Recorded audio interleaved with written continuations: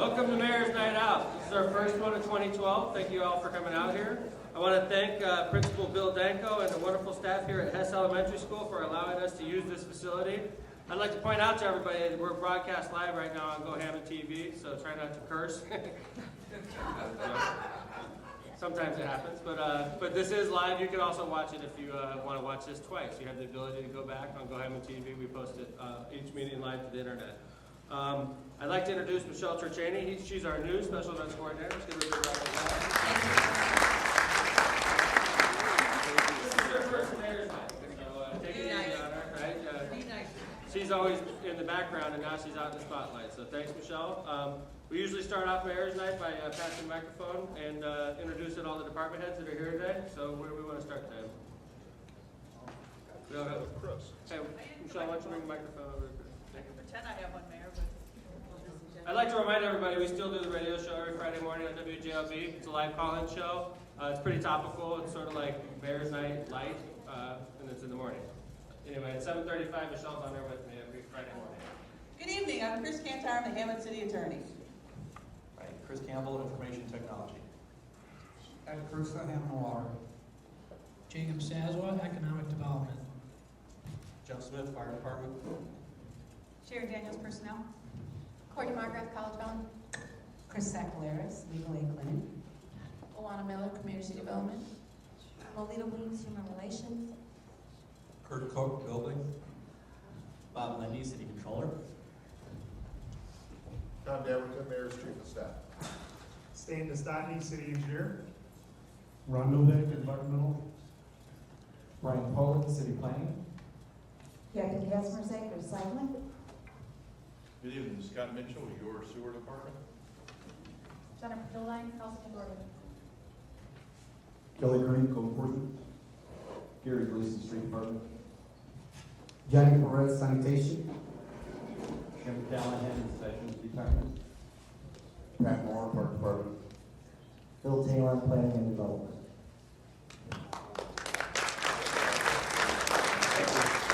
We've been doing Mayor's Night Out a long time. I think that's the first time the employees ever got applauded. I like how Scotty introduces the sewage department. The sewage department. I think it's like the Chicago Bulls thing or something. Anyway, I want to remind you all, this is driven by questions. So we have questions in the back over here. We got Donna, the former special events coordinator, with Megan in the back. Please raise your hand. If you have questions, you stop by that table. You fill out your questionnaire. If you don't want to put your address, you don't have to. It doesn't really matter. But we try to get back to you, so we send you follow-up. If you ask a question about a pothole, we can follow it up and say, we followed up your complaint about a pothole, and we'd have a place to send your questionnaire. We ask, we read every question, answer every question, and usually we have press here. This is live on the internet. Thank you for coming out. I have a feeling we're going to have a couple hot topics discussed tonight. I'm looking forward to that. And we have 6 of these planned for this year. Each of them are in unique locations. In fact, I have one outdoor planned in the roof of the charter school at Hass in downtown Hammond. We also have one that's going to be at the auditorium in the 1st District. So we're looking forward to seeing you guys multiple times this year. Anyway, Michelle, let's go ahead and get started. Oh, by the way, Councilman Hinojosa could not make it tonight. He apologized. He could not be here. So, oh, yes. Thank you, Tom. I appreciate it. I'd like to introduce the elected officials in attendance as well. First off, we have Hammond City Clerk Robert Golick. Thank you very much. Hammond City Councilwoman at Large, Janet Menez. Thank you very much. And 5th District Hammond City Councilman Michael Hinker. Hammond City Councilman at Large, James Patel.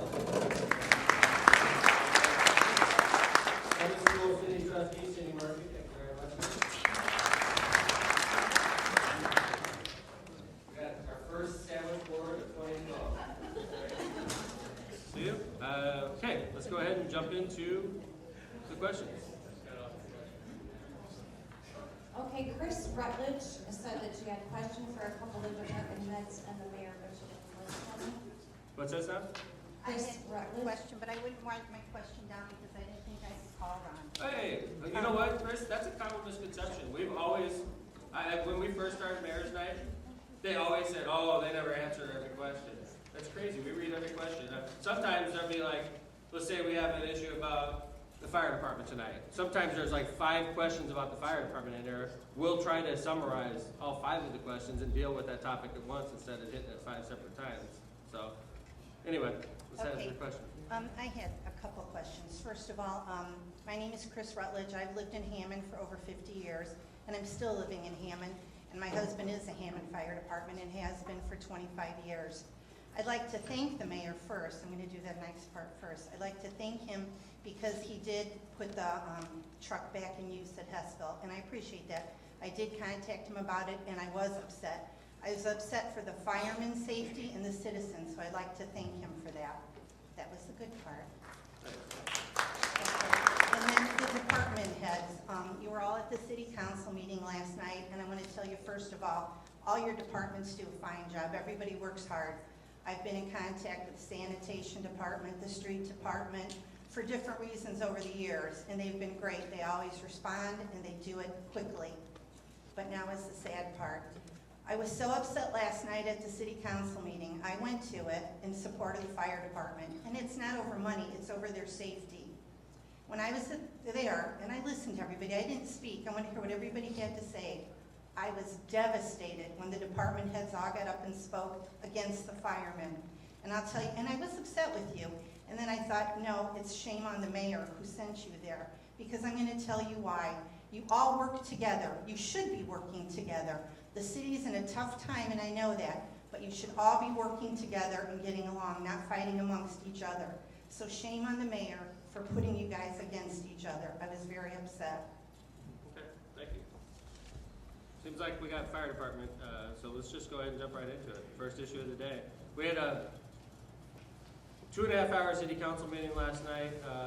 There was roughly 250 people in the audience the whole time. Is that fair, Chris? A couple hundred. I mean, it was a packed city council meeting. It was about the situation facing the city of Hammond with budget, the taxpayer property tax caps that passed. 70% of Hoosiers voted for the property tax caps. It's now part of our Indiana Constitution. When I took over as mayor, we used to get $45 million property tax revenue every year. Yes. We get $30 million per year now, 15 million less, and that was in 2004. We've managed, in the meantime, to not lay off a single fireman, to not lay off a single police officer, and we managed to do it without, really much notice by the residents. Obviously, we're getting to a point now where our overtime budget in the Hammond Fire Department last year was how much, Bob? This is the city controller, Robert Lindsay. It was over $1 million. Did you get the microphone? Mayor, last year the overtime in the fire department is over $1 million. Just the overtime. Just the overtime. How much? Listen. Have to cover what you cut. Why don't we do this? Why don't we have a meeting? We gave you an opportunity to talk. Why don't you sit there and we'll talk back, and we'll go back and forth. How about that? Thank you. That's But this isn't city council meeting. We're not going to allow people just to scream out. Okay? This is mayor's night out. We'll do it civilly. Okay? Sorry. Thank you, Mayor.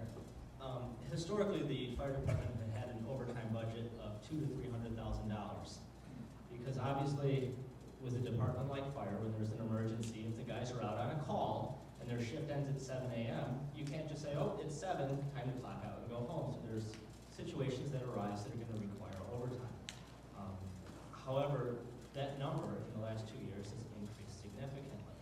How much is the budget of the Hammond Fire Department? Okay? Hammond Fire Department has a $16 million budget. And the police department budget is what? The police department is $24 million. So just police and fire comprise $40 million Bobby, of our budget. we got $30 million in property tax revenue this year, and the police and fire budgets alone are $40 million. Is that what you're telling me? That's correct. That's a problem. Here's basically the problem with that. If Horseshoe Casino were to catch on fire the same way that Harrah's and Joliet did, okay, we would have $40 million in expenditures and only $30 million in revenue, not a penny more. So you guys can understand the issue there. It's just like at home.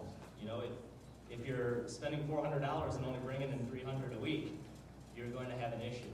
And we're going to run into that issue eventually. And I want to point out, so first off, we pointed out, we get about $10 million a year in revenue. So let's say we got 30 million in property tax revenue and 10 million in other revenues like rental registration and dog fees and stuff like that, court fees and stuff like that, all right? So 40 million comes in, property taxes and revenue. 40 million just goes police and fire, right? Gary, we had a big snow. How much snow did we have fall on Friday? 6 inches. And your entire, could you get a microphone, please? Gary's entire department 6 is inches. 6 inches of snow. Gary's entire department is paid for with property tax revenue. How many guys do you have working for you, Gary? 46. And these guys are the ones that, when we have heavy snowfall, they go out and they salt our streets and they clear the snow. Right. Your guys work, how long? Well, they started at 6 in the morning on Thursday, went home at 9 o'clock Saturday morning. 26 hours? 26 hours or so. Right. Okay, and your entire department is paid for with property tax revenue. Right. How many people have you cut since I've been mayor? How many percentage-wise? 3 yesterday, Okay. and including that, we're in the 20s. What do you think percentage? Oh, at least 40% of it. We've laid off 40% of your workers Mm-hmm. since I've been mayor. And we've laid off 0 firemen since I've been mayor. These are facts. Pat, could you grab a microphone, please? This is Pat Moore, head of the Parks Department. Yeah. Pat, when I took over as mayor, how many employees did you have? And then how many employees do you have right now?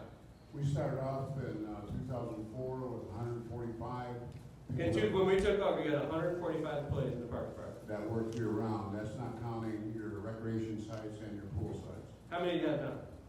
71. 145 to 71, 50%. Since I've been mayor. That's correct. And you still talk to me. Unless I have to. He doesn't like coming to City Hall. He doesn't like coming to City Hall. So what we've been doing in order to maintain, we passed a resolution at the council yesterday that said public safety is number 1. And some council members were like, what do you think about this? I said, yeah, vote for it, right? Public safety is number 1. We've proven that. We take in 30 million and we spend 40 million on public safety. That's how important it is to us. We've provided services for 8 years without laying off 1 public safety officer. In 2009, the firemen got a 3% raise. In 2010, they got a 3% raise. In 2011, they got a 4% raise. In 2012, they got a 4% raise. Each of those years, the city contributes 21% towards our pension fund. Each one of those years, we have to buy them $1,300 worth of material It's about $11.50. each year. Yes, For each fireman. correct. You're not getting the whole story. Hammond, Indiana, after the move. After the move. We've done it. It happened January 1st. Since this move has taken place, it's estimated to save us at least $1.2 million in staffing, and I imagine the overtime problem will be cleared up. Absolutely. According to Chief, talking to the chief, his overtime already in the last couple of weeks has been significantly reduced. As of last payday, we were at $18,000. $18,000. What would you do? 2 paydays last year, I was probably at $60,000 already. So you're 3 times as low. Do you think to anticipate that 18,000 every month, or is that going to go down? Or? Well, I hope so. I mean, we have a couple guys that are off on sick leave right now, and if they come back, that'll be extra guys that can get back on the floor. Mayor, And we've also given up 4 positions in the front office. What positions did the administration? The administration in the fire department is the guys that don't work shifts, all right? How many positions, because that was a big criticism coming from our union, right? We had 2 inspector positions that we did not fill after the first of the year. 2 inspector positions we didn't fill. We had another guy that came back to work from another part of the fire department. And then in May, we have another gentleman that's gonna go back onto the floor working 24-hour shifts. So that's gonna be the 4 positions that we. 4 out of 20. Because you got 9 chiefs, right? But they work 24 hours. Okay. The front office consists, now the inspection bureau used to have five inspectors in it, now we're down to 3. We have 2 mechanical personnel that work on our rigs, and an assistant chief in the drill master position, assistant chief in the EMS coordinator, and I believe that's it. Yeah, that's So it. we give a correspondence in the administration? Yes. Thanks. Okay. Let's take questions. There's a number of questions that came about the fire department. You could, if you're opposed, whatever, it doesn't matter. So, we got hands? We got one right here? If things are so bad, why have you hired Richard Ham, the retired fire chief, as a paid consultant? Ma'am, I have, well, that's fine, I did. I have consultants that work for the city, yes. But if you look at, okay, you know your question, you want me to answer? Have we had fire chiefs as paid consultants before? I'm not sure. Well, then, if things And? are so bad financially, why do you need him now? I made a decision as the mayor today. Well, I have you make a budget. lot of decisions, and all this talk here Ma'am? is a bunch of Where do you live? garbage. Oh, really? Okay. Yes. We're lying. Are you having? Nobody's gonna remember any of this when we leave here. You got rid of the hazardous material unit. All the firefighters that left were through attrition. Pardon? What part of the city do you live in? So I can. I live here in Hessville. This has no effect on you. You still have a job, you still have the same staff. It took us 20 minutes longer to get here because we were stopped by a train from getting from the other side of 169. And you still have a truck and fully staffed. When I took over. as Yeah, mayor- but what if there Hold was on, a can I fire talk? here? How Can I was it? talk? Can I talk? Thank you, I appreciate it. When I took over as mayor, you know how many men work in that station every single day?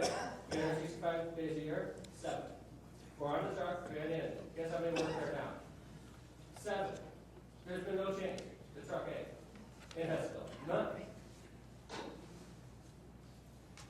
Anything else? You keep talking about them making $100,000 a year. That's a bunch of shit too. Oh. Oh, excuse me. Okay. Pardon me. Walk away from her. They don't make that. That's not take-home Can we get pay. people cursing out loud? We have little kids here. We have little kids here, man. Can you please?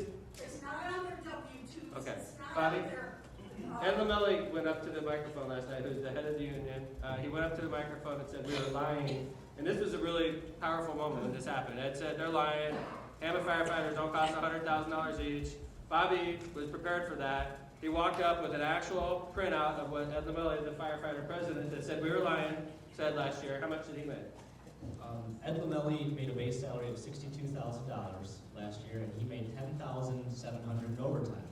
Much of the overtime that Ed made was to work on the truck. It's now being idle, okay? Ed Lamelli is upset because this decision certainly hits him in the pocketbook. So let me do math real quick. So you're saying 60-something thousand base pay, Absolutely. 10,000 in So we're up to overtime, 73,000, 21% contribution towards his pension, which is $12,000. 12,000, and then how much Which is is it up to cost? 85,000. We have to buy him over every year. We have to buy him $1,000 worth of equipment. We're at 86,000. Okay, and then how much is benefits cost? He also is involved in our health insurance program. Our health insurance is roughly $18,000 for an employee for the year. He opts into our health insurance, okay? Mr. Lamelli pays $25 a month for the health insurance, okay? That's about an $18,000 benefit. So for the city of Hammond and for you Hammond taxpayers to employ Ed Lamelli, our fire union president, as a firefighter in the city of Hammond, it costs you guys over $100,000 every year. So we say the average firefighter, because you can't go around and say, well, one costs us 120, this one costs us 92, this one costs 108. So what we said is, if you average the whole department, good round numbers so that we can communicate more effectively with the public, they cost around 100 grand each. I think we've proven that. And we proved it right in front of Ed, right in front of the city council last night. By the way, I just see Councilman 3rd District, Councilman Higgs walked in. Thank you very much, Councilman.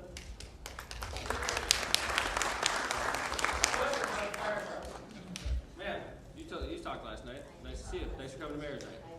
I did. The $100,000 is not accurate.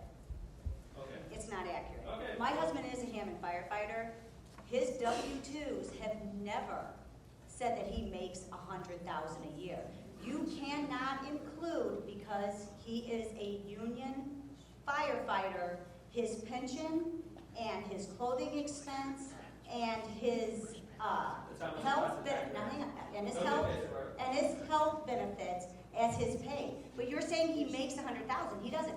My family are union plumbers. They pay out benefits, they pay out health, their pension also. It's not a part of their pay. They cannot sit there and say that is part of their pay. Same for the pipe fitters, same for anybody that's union. Okay. That's not part of their pay. Well, when I'm communicating with the public, I like to point out it costs us taxpayers, because I believe you live in Munster. It costs us taxpayers $100,000 per fireman. And it's a good round number.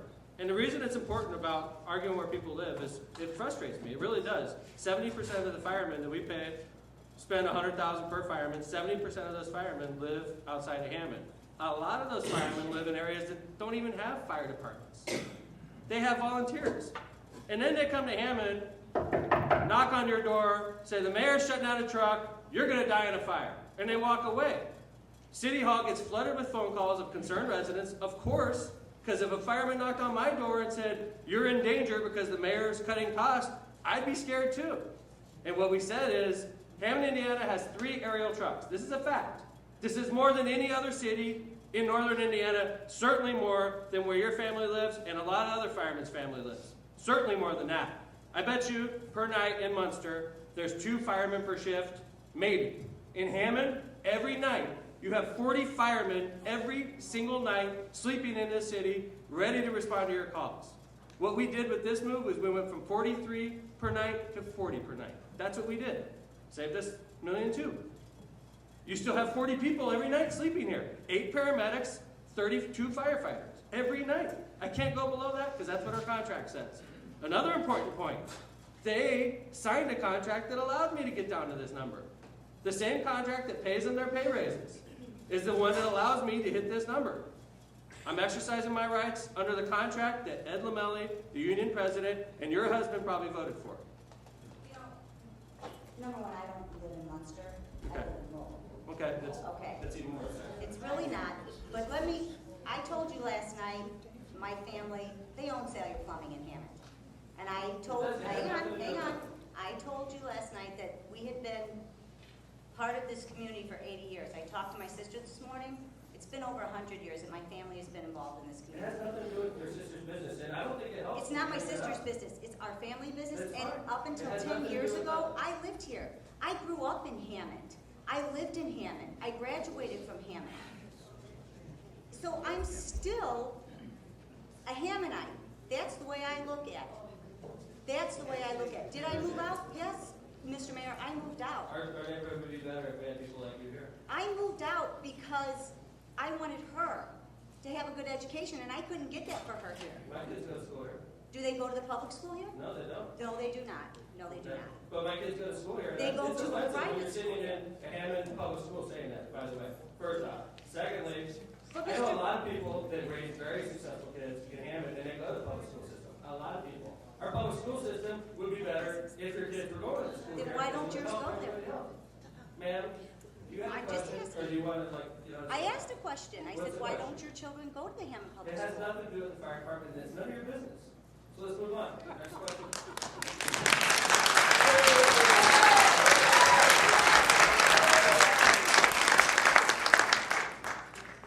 Hey, the thing, I work real hard to stand up here. That's it. We got a question, Sean? We're gonna move to streets. No. This is not a topic yet. I'm sure people have questions. I don't on have the any. fire department, Yeah. So we're not gonna let this go until you guys know, okay? If you have a fire department question, let Michelle come right with you, raise your hand, okay? Like I said, it's Michelle's first time, so we'll get this. Don and I worked together like this for 6 years. Michelle and I will be there in a couple meetings, so. How you doing, sir? Okay, first of all, Mayor, I'd like to commend you, give you a round of applause for lighting up certain streets that were really dark and had a lot of steps. So I'd like to say that. Also, about this contract that the fireman signed, what was their option? Sign it or don't work? You know what I mean? Well, that So was 4 years ago. they gave you the concessions to, lower everything, It was either that or be out of a job. No. That contract, when it was submitted to them, it was really not a very contentious negotiation. It started off bad, but by the end, we wanted to get manpower down because we were going to save money, and they wanted to get raises, and they got them. So they got, and we all agree, those are pretty hefty raises the firemen got, right? They paid for those raises, and we got, our bonus in that was lowering manpower. The fire union, if it was, I think it was like 80-20, may have even been more of a landslide. They overwhelmingly approved this contract. Have we had any fatalities in the city due to fires?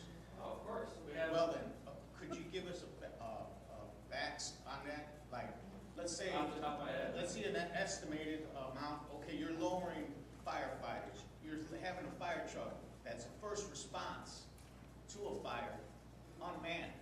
good as an Where do you unmanned first live in the responder. city? I wanna see if this affects you.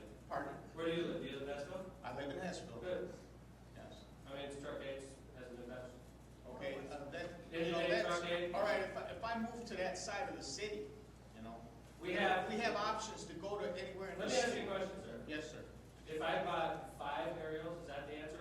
We'll just get an aerial for every box, right? I'm just worried about having a fire truck sitting idle. Well, I can tell you this, in Hammond, Indiana, I challenged the firemen last night in the meeting. I said, you know, there's a lot of people live in a lot of different communities in here. Come up to the microphone and tell me you live in a safer community. You have more firefighters working per day than we do right now, 40. I'm still waiting.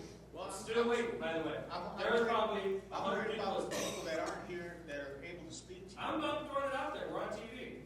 If anybody has a city that's safer than Hammond, please tell me. Any city. Okay, Fort Wayne. All right. Fort Wayne's got 250,000 people who live there. Okay? Anybody else? It's because they're not out there. We live in the safest city, sir. This is it. We're the cream of the crop. We don't deny that the Hammond firefighters are excellent. They're great. We've been overstaffed for a while. Our population started to drop, and our firefighters were like this. I don't understand that. Hammond used to have 120,000 people stand, run. 115,000 people. And now we have, and I don't remember what staffing was then, but when Hammond's population started to do that, fire staffing stayed up here. And by the way, we haven't even talked about police. I have yet to meet a Hammond resident that says, I want to see fewer cops working the streets. I have no complaint about the police. That's what I'm saying. So that's $24 $24 million, that budget. $24 million, bam, on our table. I think they need safer equipment too. All right. Oh, hold on. We got a report here. I want to read off all the different communities around that. I can't look this. Let's go to the next question. No, I could read it, but the top line was cut off. Michelle, why don't you go? Okay, we got one. Hi. Hi, my name is Ellen Kellums, and I am from Hessville. I live in Ridgewood Townhomes. I worked for the city for 20 years, and I'm retired from the Hammond Police Department. So I do like this area, but I'm ready to move out because we've got a gang of kids running around here in Ridgewood. They've been keeping the doors in the morning. When the people have gone to work, they scope it out. They see where there's no cars. Ellen, could you do me a favor? I'm trying to stay on topic with the fire department right now. Is this about the fire department? No, it's Because I not. will answer this question. If you could fill it out, we can bring that up, or we can talk about it under another topic. I'm trying to stay on topic with the fire department right now. Okay. Okay, sorry, I'm not trying to cut you off. If you want to fill out a question, we can do that, okay? Okay, any questions on fire? Because I want to let this go. I don't want the entire mayor's night to be dominated by one topic, okay? So let's just wear this topic out, yeah. It's really not a question, and yes, the firemen have had raises, but Mayor, talk about the years. Ask Jeff, how many years did they go without raises? I don't know. That's It was a lot of years. I don't think so. Yeah, it was. I'm pretty good on the last 2 contracts because I didn't It hear wasn't shit. you. Oh, no. It was I'm going to people. go back. My institutional knowledge. I know Dwayne's last 2 contracts, and I know my 2 contracts. Okay? So let's go back. 16 years ago, they got a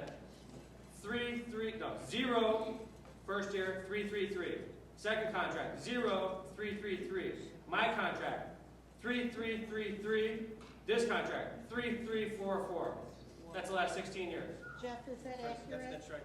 The Mayor Delo gave us 0% on a 4-year contract twice the first year. Well, I And then knew- 333. I knew you always gave them raises, but I I knew did. D loved it. Every year. I had the one time I had an excellent relationship with the fire department. It's really sad what's happened to it. It really is. I mean, they helped me get elected mayor when I first got elected. And I acknowledge that. In the private sector, I haven't had a raise in 3 years and my health insurance has been cut. Last 16 years again, 0, 333, 0, 333, 3333, 3344. They've been taken care of. Yeah. And that includes 21% pension contribution and uniform allowance and back pay and training and 16 million. Part of the reason a lot of people move to communities outside of Hammond, like Lowell, for instance, is guess what? Lowell doesn't spend $16 million on fire protection. Guess what that means? They get lower taxes in Lowell. So you can live in Lowell, get low taxes, and then come to Hammond and say, you're all going to die in a fire. Yep, and earn your money here and take it away. Anybody else? I don't want to spend the entire time talking about the fire department. How do you fit, sir? Hello, Mayor. I have a question about the $1 million overtime. That's the time and a half, I'm assuming. Yes, sir. And if it's a Sunday and it's double time, right, Bob? No, it's not. Okay, it's time and a half. My question is, does that mean the fire department might be understaffed and you could just hire a couple people? What happens? Great question. To do away with the time and a half? Great question. So what happens is each time, in this case, we're talking about a truck. Truck, you got the engine, and then you got the truck with the ladder. Okay? We're talking about a truck in this case. Each truck has to be staffed with 4 firemen. 4 firemen over 3 shifts is 12. Each fireman makes $100,000, 1.2 million. So if I decide I have to have a truck in service, I have no choice but to staff it with 4, right? Because that's what it's for safety, and it makes sense, right? So each truck in service is going to cost you and the taxpayers $1.2 million. Each engine, $900,000. Each paramedic, $600,000. Each vehicle, because we have 3 shifts, and paramedics have 2 operators, engines have 3 operators, and fire trucks have 4 operators. Great question. So we had all of our vehicles in service, and we had to staff them to a certain level, and if we don't have the bodies to staff them to that level, we have to hire one on overtime. And we just bleed to death on overtime. That's what caused it. So what we've done is remove those 12 spots, plus Jeff indicated we got rid of 4 more spots. We got rid of 16 spots, and those are 16 fewer spots we have to fill. We've been doing this for close to a month now. Close to a month. Okay, fire department questions. I want to make sure we wear this out, because I don't want to spend mayor's night talking about one topic. Mayor's night usually involves a lot of different topics. We got one right here. When did you do away with the requirement that the people that work here have to live? Great question, ma'am. I'm glad you bring that up. Now, we enacted that in City Hall when I took over. All employees that are not fire or police have the right, firemen and police under state law have the right to live anywhere touching, it's a Kissing County rule. They can live in Porter County, they can live in Newton County, as long as it's Kissing, Lake County. We have some firemen that live in DeMont, in Valparaiso. They live an hour drive, they come in. And as long as they're here at 7 o'clock in the morning on their duty day, you can't say anything. They have the legal right. These employees, we don't give them that right. I, in the city council, passed a law that said you have no choice. You have to live in Hammond. I strongly believe in that. I think if I was working for Ford, and I say this all the time, I would pull in on my first day of work and I'd have the nicest Ford you've ever seen, okay? Because I would want to set the example that if I work for Ford, I drive Ford, I bleed Ford, this is what I'm about, right? What kind of mayor would I be if I said, it's no big deal, you live in DeMont or Lowell, it's no big deal, right? That's our tax money. That's where I'm coming from. 70% of the firemen don't live here. Fact. I didn't choose to get in this fight. I did something that was a good fiscal move. And the Times, by the way, completely agrees with us. And I don't know if you follow my relationship with the Times very often. We don't always agree on things. They came out with a very strong supporting article on this. We're completely safe. We have more firefighters working every night than any other community anywhere near us, including Illinois. Questions on the firemen?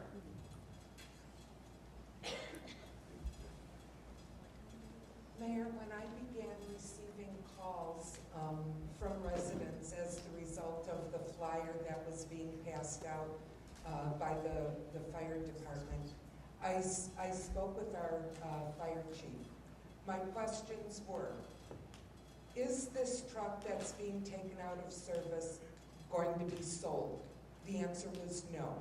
It's going to be stored and maintained. Yes. If, God forbid, that truck needed to be put back in service for some catastrophic situation, would we be able to do that? The answer was yes.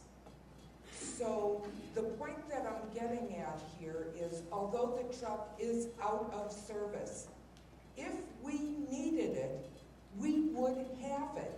We would have that additional protection for some catastrophic situation. And I just think that that needs to be made very clear. The verbiage that was used on the flyer certainly caused an uproar, particularly in the senior community. And when I returned these phone calls and I explained the conversation that I had with our fire chief, for the most part, people were very comfortable with the situation as it is. So I just wanted to point that out. Thank you. The first day the firemen walks the city, they walk the Renaissance Tower, which is in the 2nd district. It's close to truck one, so I think it was fair. All right, yeah, okay. And I don't think it was fair what they were saying to seniors, but is it fair to knock on doors? Yes, okay. The next day they walk Robertsdale. I said, what are they walking Robertsdale for? Robertsdale Station's fully staffed just like Hessville Station. And they were saying in Robertsdale, they're shutting down your truck, they're shutting down your station. City Hall gets hundreds of phone calls saying, why are you shutting down Robertsdale Station? We got the casino up here, we got all the industry up here. That's where it started getting out of control. And, you know, I know they probably walk Hessville as well. Yes. Yes, sir. Yeah, this is on the firemen. They can live anywhere they want, right? Yes, sir. Okay? As long as it's Indiana's trying to pass the right to work law. Now, if they pass that, that gives you the right to tell them they have to live in Hammond. No, I don't think that's true, sir. Why not? Why not? No, It's at will. You know what? Right to work is at will. No. And I appreciate this, and then Bill agreed with the right to work, and I have a feeling we're gonna talk about right to work. Because I see Terry back there, and I know that's what he wants to talk about. That's great. If you don't mind, I'd like to finish just like when I would ask earlier. I'd like to just focus on the fire department. I think we're almost done with this topic, and I will talk about right to work. Okay? Promise you. But, Chris, what effect will the right to work law, when it's passed, because this is the way it's heading, what effect does that have on fire and police unions, Teamsters and stuff like that? You know, Chris? This is Chris Gantar, city attorney. I don't know specifically because I have not actually read the bill, but I do believe it is the intended first step in the long step. Whether or not this actual bill that's actually before the House would impact police and fire at this moment in time, I don't believe so. I do see it as a step in the direction of taking away some of the powers of the unions. I agree with you. And let me ask you to follow up on that, okay? One thing it would definitely do was if you're a fireman paying union dues, it would give you the ability to opt out of that. Correct. So it would give you, and same goes for police, same goes for Teamsters, it would give you the ability to opt out. We do know that. As far as what effect it's going to actually have on What unions. effect it's going to have on collective bargaining agreements in the near future, I mean, that still waits to be I agree seen. with I you do on that. believe this is. But we do agree on it will allow them to opt out of This it. is the first, I believe, of future legislation, which is going to. Totally agree with you. Yeah. Thank you. Okay. She's like, what do they call that in that show when you go for the landline? That's pretty much landline I go for. Yes, ma'am. Is, truck one, the aerial that was taken out of service, was that already figured into the budget for 2012? The budget for 2012 was passed, and quite frankly, unless we completely rely on casino revenue, which some people say spend casino revenue there, and I imagine that's probably what the firefighters want us to do. But what happens is you spend the casino revenue, and then residents in the 6th district who are here today get no lighting done, like the gentleman brought up earlier, none of your streets done, none of the park improvements they've become accustomed to because Hammond is an old city and we're trying to rebuild ourselves. So, yeah, we could just throw casino revenue at it, we could. That's not what I asked, so that kind of went around the question. I was going to say, I can answer that a little better. We passed our 2012 budget in September of last year, okay? If you guys remember, you mailed your last property tax bills in November and December, if you mailed them, or your mortgage company made them, okay? So we understood what our property tax collections were in December. So while the truck was budgeted for in September, in December, we came to the realization that the revenues the city received from property taxes were not sufficient to support that budget, which is what prompted the need to make the cut. Okay, Jeff? Chief budgeted for 155 firefighters, right, Bob? Yes. What we got? Okay. All right.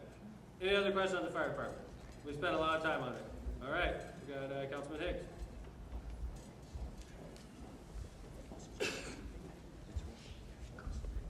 I think in reality, the people just want to know, have a sense of safety.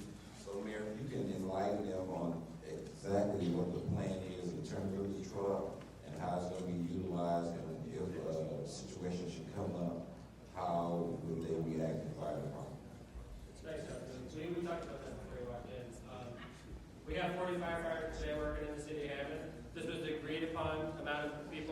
firefighters that have to work every day that the firefighters themselves agreed to. We have not violated the contract. The trucks are spaced evenly throughout the city. We have 3 trucks, one at Central by City Hall, one in Robertsville, which is the northwest corner of the city, one in Nashville, which is, you all know, is the southeast corner of the city. It makes sense geographically the way we have these trucks placed. We still have all the engines before fully operating. We still have all the paramedics that we had before as well. Paramedics are the most often used rigs, followed by the engines, followed by the trucks. Some senior firemen like to be on trucks. That's the place to be for a lot of senior firemen because they don't always go out on calls, which means you could go to work, check into the station at 7 o'clock in the morning, and leave at 7 o'clock in the next morning and not go on a call. There's some people that they want to do that. That's why they want to be on trucks. That costs us $100,000 each, times 4, times 3, 1.2 million per truck. All right. Yes, sir. And firefighter. Hello, yes. My name is Brandon. I am a heavy fireman. I am on the executive board for the local firehouses. And first of all, I just want to say to everybody, if you guys received the flyer or heard about the flyer, our intentions were not to scare you. That's the last thing that we wanted to do. So we apologize about that if anybody took the message wrong. We're just trying to inform the public as to what was happening. If you ride by a station, more than likely you see the truck in the station, you're going to think it's fully staffed. Well, that may not be the case. Where we look at station number 1, it's minus the crew for the truck. So the general public might not know that. So we're trying to get the word out. As far as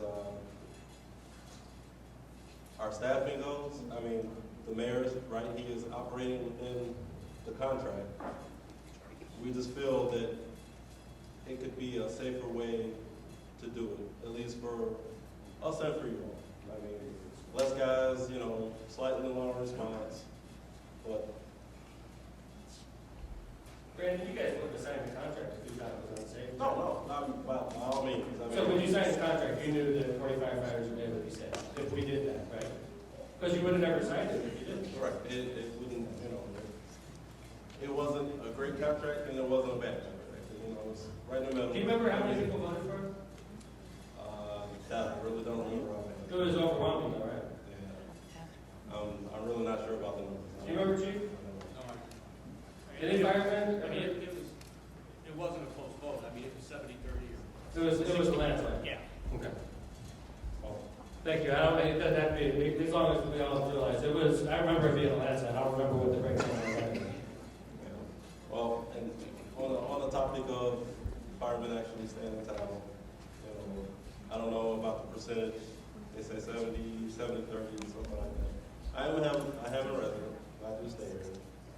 And I just would like to say, for everybody else that's not here, we do spend a third of our lives in Hammond. I mean, the guys that stay way out. You spend more than that, you're a resident. Brandon's one of the 30% that lives here. Good for you.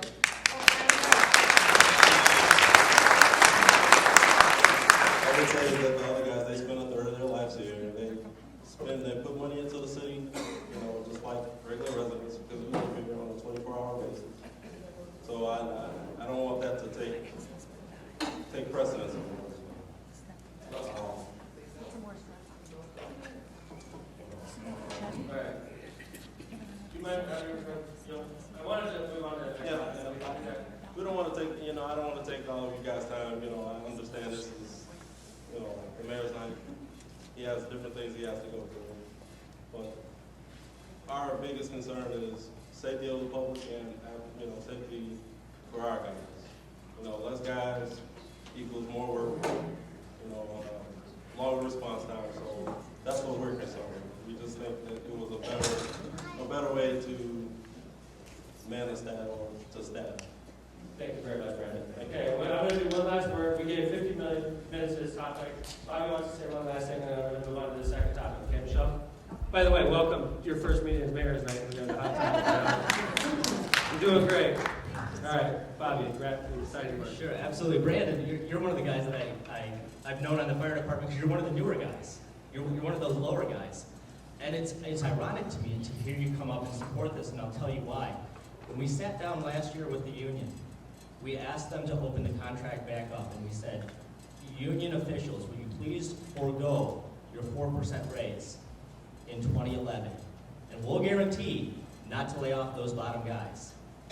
And they came back to us and they said, no, you can go ahead and lay them off if you want our 4%. You would have been one of those bottom guys last year. That's a true statement. That's a true statement. Really true. And we gave the raises, and it was a big fight, and we backed off. We totally conceded. So we're operating within, and contract's a contract, Mayor. I heard that 100 times last year. We're operating within 100% according to the contract that was approved overwhelmingly by the firemen. So we've given this topic way too much time. Let's move on to topic number 2. Thank you guys for asking these questions in the fire department, and thank you for traveling from so far away to be here at Mayor's Night. I appreciate it. Okay, we're gonna move to streets, and this is a problem with Wright Parkway. Plows taking out the grass. Which parkway is it? It's on 173rd. Yeah, well, that does happen. Happens every year. You get the big trucks and plows, they get a little close, sometimes they jump up on the curb, they cut the grass. Every year we go, actually, it happened, not this snow, the last one, and then the next day was in the 40s, we went right back, kind of put them back, kind of like, we call them divots. I did it, the other guys did it, it happens. And at the end of the year, we go back, we actually take dirt, grass, and we take care of everything. We know we did it, can't deny it. Right. So it happens, you know. Hey, Gary, since we're on the topic of streets right now, did we answer the question for whoever asked that? And, I'm going to open it up to, I got a lot of complaints, believe it or not, on the snow response we had the other day. And I was amazed, actually, because first off, I knew what the guys did. I knew that they worked 26 hours straight, literally from Thursday to Saturday. They were working, plowing, very few breaks, doing everything they had to do. It was a pretty heavy snowfall, 6 inches, right? It's not like the blizzard we got last year, but it was a heavy snowfall. So we all get in, and I start getting complaints on Sunday that Hessville's being ignored. I guess we're on our own out here. Or, Mayor, you only do your friends' houses, and you never do my house, or your drivers throw snow on my driveway, and they're doing it on purpose. So let's just deal with this issue head on. Gary, I've been mayor 8 years.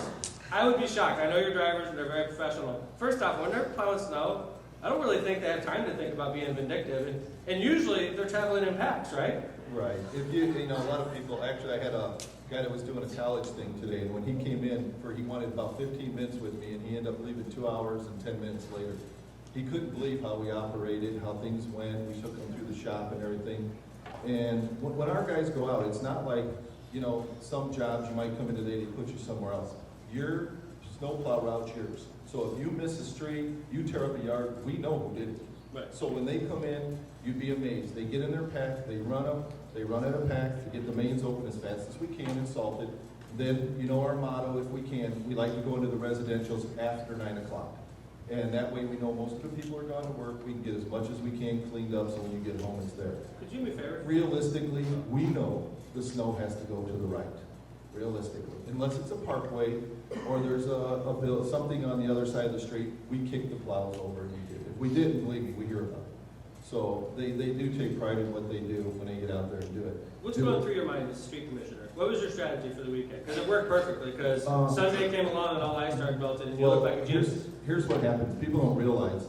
I actually have family in Kansas. I will actually call there and ask what they're getting. I'll watch the weather, what the speeds are, and almost can tell you to pinpoint when it's getting here. By the way, I'm going to let him keep talking. This guy has an uncanny... I don't believe the weatherman on TV. I call Gary. The funny thing about the street commissioner is he's your built-in weatherman. So, and he's real good. So far so good. He's real good in the winter, but even in the summertime, he gets it right sometimes. So we see what's coming. We get prepared for it. And what we're trying to say is, with the snow that was coming, it's not that we knew it was coming, we knew it was happening, but we don't look at that date. I look 3 or 4 days ahead. And my joke was, look at this, we're going to plow it, we're going to salt it, we're going to burn the overtime, and by Monday we won't have any snow here to even talk about. And when you called me on Sunday, you said, what are you doing? I said, I'm at Target shopping. You don't have guys out? I said, doing what? You said plowing. I said, Mayor, we were done. We were done Saturday morning. The sun came out, started melting everything. And I said, if I went into the residentials right now, they'd hang both of us.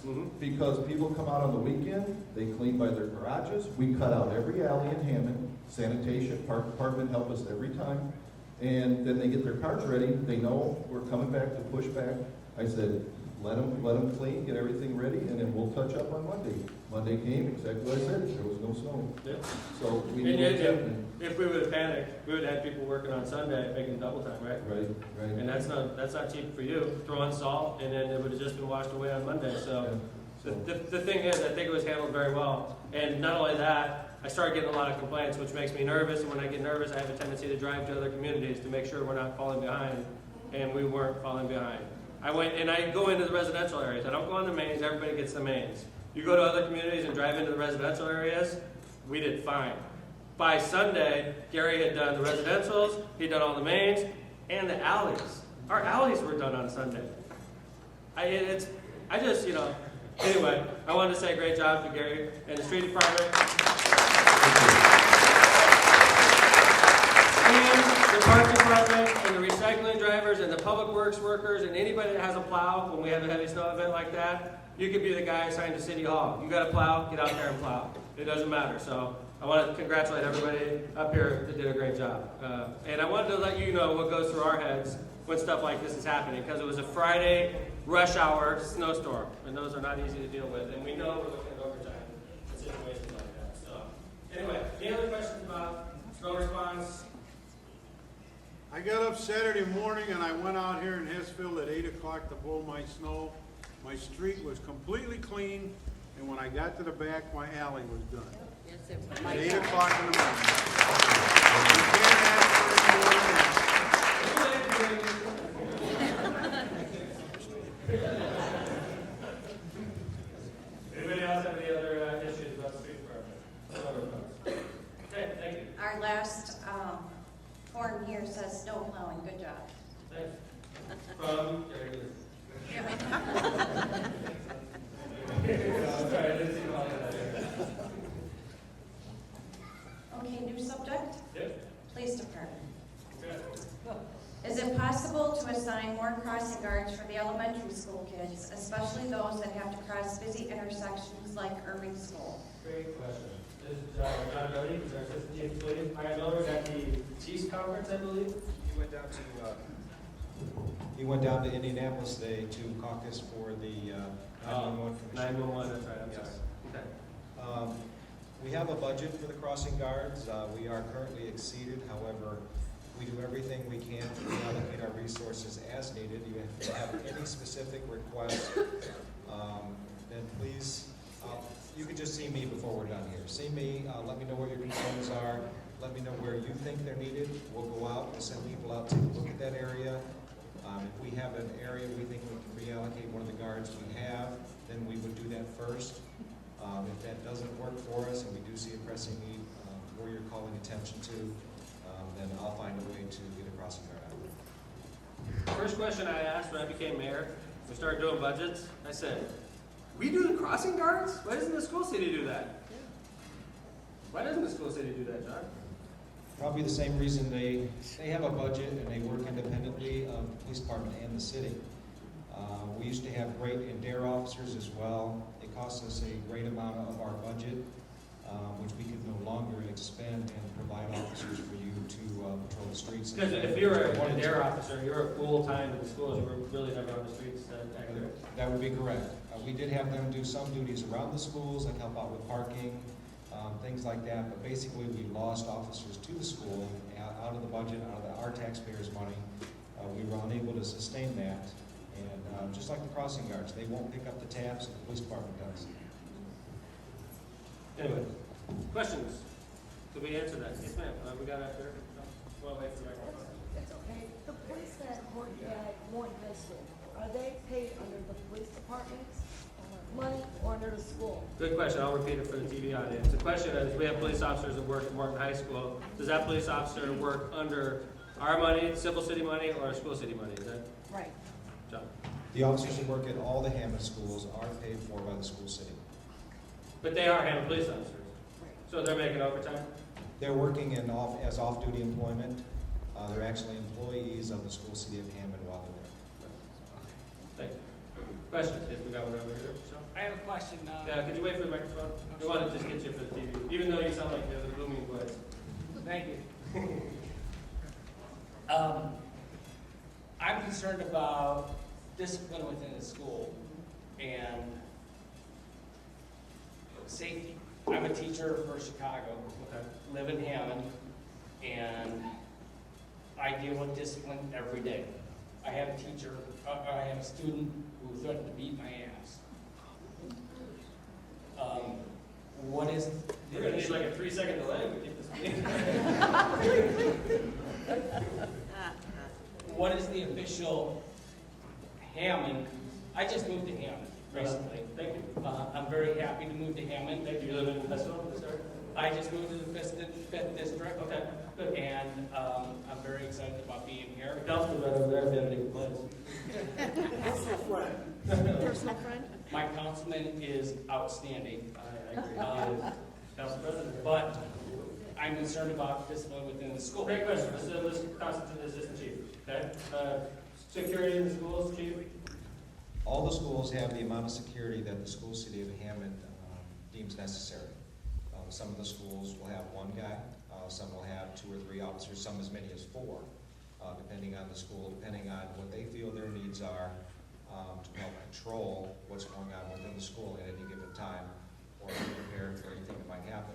JD, if one of those schools radioed that they needed help, if there's a situation in school, we still have our complement of officers that would respond. We do that. Aside from their needs, you might notice around every school, especially the high schools, or ones that have an increase in traffic, which are driving, being one of them to the school, we have pretty much every officer that's not on a police call after school each day go to the schools and basically sit outside and do everything from monitoring foot traffic to prevent fights or respond in any way they might be needed. Every police officer in the city that's not on a call is generally assigned. You do that every day? Every day. Great question. Any other questions? I don't even remember what we're talking about. We started talking about streets. Now we're talking about... Yes, sir. Start talking about the crossing guards. Okay, there you go. I was wondering if it's possible to ask for volunteers from the city, to help out. I have a feeling the ones that do it now would want to volunteer. Because they get paid. How much do they get paid to do that? It's not a lot, Mayor. It's not, maybe $8 an hour. But most of them It's a are, part-time job. stay-at-home parents or senior citizens, Yes. like that, right? Yeah, we probably wouldn't take you on as a. But is it like a couple $100 a month, you think, or? Yeah, at a maximum. Max. Depends on how much you work, we have on-call people It's, as well. in my opinion, it's not worth the money, what they do, which is, during this time of year, it's free, standing outside, making sure the kids are great. I mean, they do a service for the community, we all know that, and, it's just, to me, it was always funny that the city paid for that, because it seems like it should be the schools paying for it, but that's the way it's been done in Hammond for years and years, and it's hard to change things once they've been going for a while. But I imagine that if we did volunteers, that we wouldn't have a very great response, because, it's a hard job to fill anyway, and it's not like they're getting benefits of a salary to do it. I think for some streets, and even some railroad tracks, when those crossing, I've seen when the crossing guards go down, when the gates start going down, the kids start running across to make it safe. I think that's what it's for there. If we could sit there and just have somebody just stand there and say, hey, don't do it. Thank you. Okay, questions? All right. You know what, Evelyn, you want to ask your questions? Seems like we're sort of talking about the police department now. Sorry to be rude to you earlier. It's fun to keep on topic. Okay, well, as I said, I live in Ridgewood here in Hillsville, and we've been having a lot of trouble. We have a group of, we figure it's young people. They scope out the houses there. We're condos, is what we are. They scope out the houses there. And so far they've been doing it like in the morning at probably 9 o'clock. They go and they kick the doors in. And they ransack, grab what they can. During the day, right? Pardon me? During the daytime? Yeah. Yeah. They grab what they can, like TVs, jewelry, DVDs and stuff like that. These 3 people, she got it today, and she got it on Friday. And we have several others who couldn't. Hessville, Ridgewood Townhomes. It is still, Middle of the day. when we do these types of meetings, that's one thing that a lot of people think that at nighttime you don't lock up the house, which is obviously I don't lock up the house, everybody locks up the house at night. The thing, and it's funny, I have to drive this home with my own family, is you have to be vigilant during the day, because these people are watching, and if they notice patterns, and if they know that every day you go to work at 7:30 in the morning,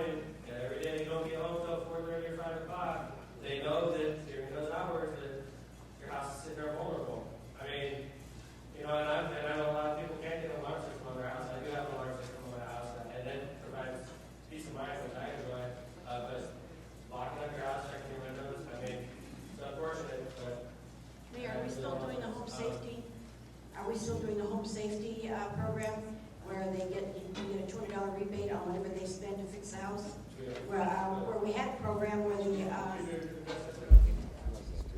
Yeah, I'd like to address both parts of your question, though. First of all, we're aware of the problem. There's been an influx of just what you say. There's been people out in the Hessville area, and they've been watching some of the homes here.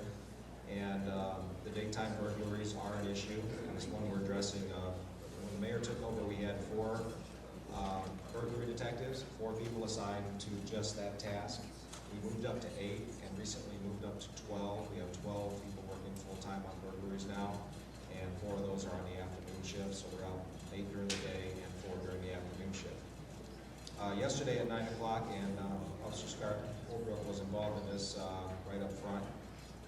We had a crew of 3 people kick a door on Magoon, and they were from Gary, and they were probably working their way through Hessville, and they saw someone leave their house, and it was just a matter of opportunity. They kicked in the door just as you described. There was an alarm on the house. Police responded. When we responded, 1 subject run, 2 took off in a car. The 2 in the car made it to 165th and Calumet, where they crashed. We chased those 2 on foot, and they're in custody giving up their buddy. And so that's 3 in custody that were probably working Hessville. So we're aware of the problem. We've made quite a few arrests out here already. Our daytime patrols are being extra vigilant. They're being in your alleys more than usual. We used to be in your alleys mostly at night. Now we know we need to be there during the day as well. So we are making a concerted effort. We're reallocating our resources out here to do more. We had a fine arrest yesterday.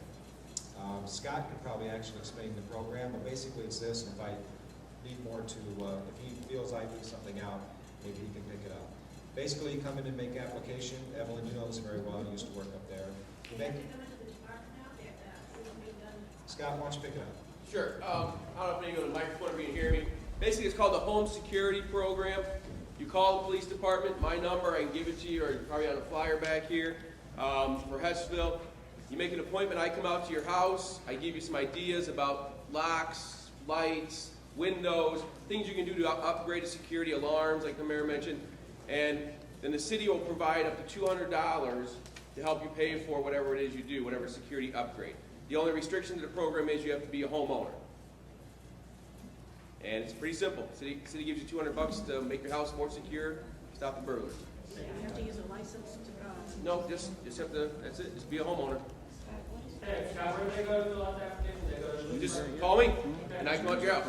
Okay, thank you very much.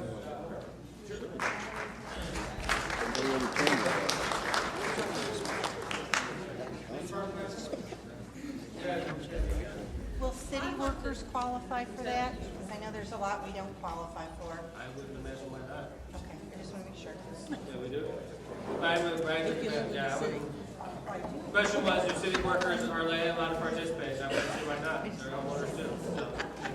All right, we're going to go into the written questions. A lot of people, did you have a question in particular? I did. What is the Henry? Henry unit? It's an overtime police unit.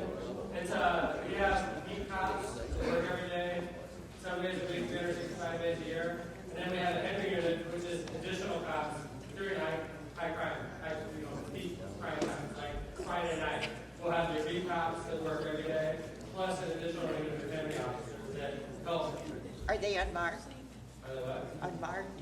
Unmarked? The cards. Unmarked. The Henry units are all required to be marked, and the police officers are fully uniformed. Part of the idea is that they must be seen at all times. We've been doing Henry units for how long now? 6 years? All but one of your years. 7 years. 7 years since I've taken over as mayor, crime stats have dropped over 20%. Crime across the board. Across the board, we went down we're down another 2% already this year. The first year I took over as mayor, 2004, Hammond was named one of the 20 most dangerous cities in America. The first year I was mayor.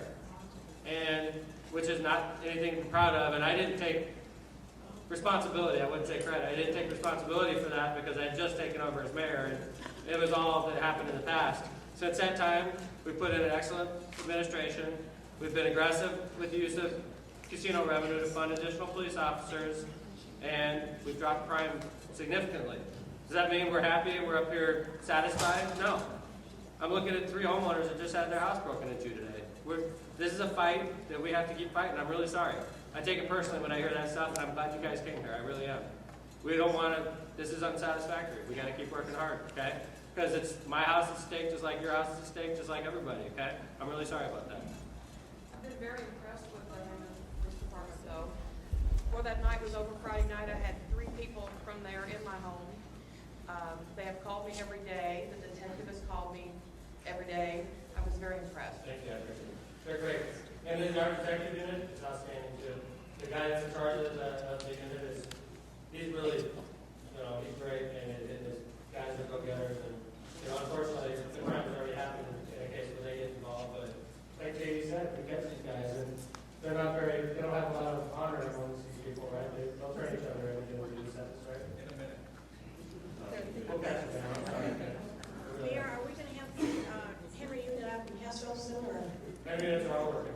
Katie, are you ready to work right now? Only staff in here, everybody's out, in every part of the city. What is your strategy? You're the one that actually assigns the Henry Unit officers, right? Yes, they are out, we have early shift. Because I asked Gary earlier, Gary, what was your strategy when the snow fell? What's your strategy when you guys are staffing these? We put them out there generally when we feel they're needed. The afternoon shift is there primarily to back up officers, because we have a lot of calls for service. Probably the bulk of our calls for service are in the afternoon as it gets dark, and immediately after dark until about 2 or 3 a.m.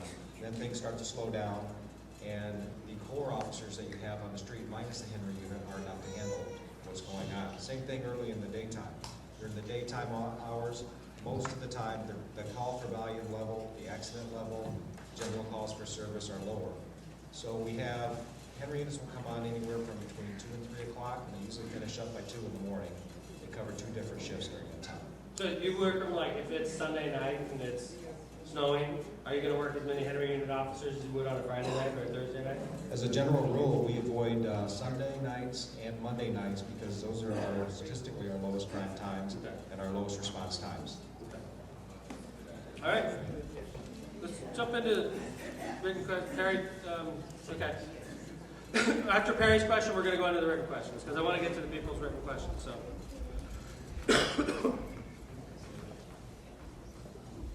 Hi, Mayor. I've been going down to the State House against right to work, and all I can report is the facts. And I see 60,000 working people down there against right to work, and I see 2 people for right to work. And what Mitch Daniels has done has not listened to the working people. He has flip-flopped. In 2004, he said he was against right to work and for the construction wage, and he flip-flopped. And that's why we're down here, just like he flip-flopped on the bridge. And Mayor, and this is a big statement, but you call him a bad governor. I call him a coward because I learned from my buddy Billy over there, and we've been on many protests, and you don't pick on women on the protest line. And Mitch Daniels has picked on 2 of our representatives and 1 of our union reps. And one of the state representatives has been on the radio. And what he's doing, the one woman has been at the State House for 15 years, and I'm not going to mention no names because I protect the women. And he's checked her license 4 times, and that's bullying. And that's why I call him a coward. That's nicely, I'll tell you what I'll call him, just between you and me. And I see the Republican movement. I'm a retired steelworker, and I've been retired for 6 years. I never thought that I would have to go out and fight for my pension. And when you don't pay union dues are the representation of the working man. And unions stick up for Democrats. Democrats stick up for unions. And what Republicans are trying to do is stop the working man's voice. So, you know what? You got to be against right to work. Ball State University and Notre Dame, there's no proven facts that right to work creates any jobs. All it does it's gonna put the workman down to nowhere. Thank you, Greg. The Hammond City Council passed a resolution, tough little thing with that last meeting, in support of, and 2 meetings opposition to ago. right to work. I think it was unanimously passed. 9-0. And I signed it, and sent it down today. For what it's worth, Perry, I think most of the people that are sitting up here agree with you. Unfortunately, you and I both know that the reality of the situation in Indianapolis nowadays is the Republican Senate doesn't even need the Democrats to be in the House to pass things, and they passed right to work today. It's going to go up to the House where the bill is moving very quickly. They want this done by the Super Bowl, and they're probably going to get it done. And, you know, then we're going to have to go out there and this year in 2012, and it's you voters that are going to decide who is right. And that's the way it should be. Because whether or not you agree with Governor Daniels and what he's done and the Republican legislature, or you agree with the Democrats and the union stance, it's up to the voters. And if the voters say, you know, if they vote for all of them out, then the law will change. Well, see again, Mayor, the voters believe that Mitch Daniels was against right to work and the construction wage. But this is just my opinion, being around for a long time. I know I look young, but the Republican movement, which I see is against the workman, because first they want to tell you that the IRA was going to work in 1982 at Reagan, and everybody come up short, now it's going to work forever. They want you to opt out of Social Security, and now they want you to not have your voice with union dues.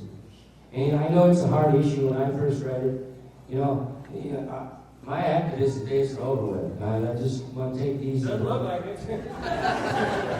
I'll tell you what, Mayor. I'll tell you what happened to me.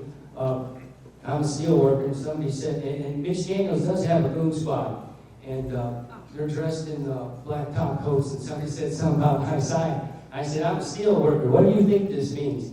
And that guy ran right over to the state police, and one state trooper come over to me and says, take that sign off. I said, okay. I went and got the rules from the State House, and nowhere it says you can't use a sandwich board. Actually, I learned this from the Three Stooges, you understand? And so I showed him them rules, and he said, I'll arrest you right now. So you know what? That's what you call a goon squad. And he picks on women. And that's a coward. And then after this meeting's over with, I want to really tell you what I think of him, because I really don't, I got a small butt, and I don't really care right that bus all the way on. Thanks, Barry. Like I said, the Hammond City Council unanimously passed a resolution opposing right to work. I signed it. I've been to the State House a number of times. I can tell you it's a hostile environment. Like Barry's saying, it's a hostile environment down there right now. You're going down here, you can feel the acid in the air. The two sides are pitted against each other. I've never seen a State House where the governor was giving a speech and they were chanting so loud you couldn't even hear the governor's speech. It's really, as bad as it is, up here back home we get into political fights. Down there right now it's ground zero. And interestingly enough, the Super Bowl is coming in 12 days. Should be an interesting time with the Super Bowl this year. So anyway, thank you very much for pointing that out. I appreciate it. Okay, question?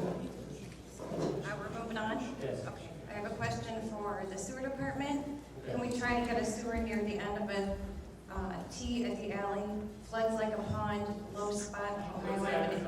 Ohio Avenue, Okay, 6400. first Kevin to this progress. How do you do that again? You should trademark it. Good evening, representing your sewer department. That's the one, that's right. Yeah, I think it's on, man, it's not, yeah. If you would come up and see me, please, right after the meeting, so I can grab all the information and the address. We do have an address on there, right, Michelle?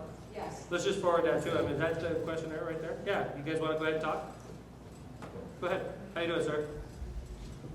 Yeah, like I say, there's a water problem behind us, 6435 Ohio, and it just floods in the pond. There are sewers in the alley, it's an oblong section or area there where the blacks are not just blacks, or alleys are like blacks, but they go from 163rd all the way to 165th.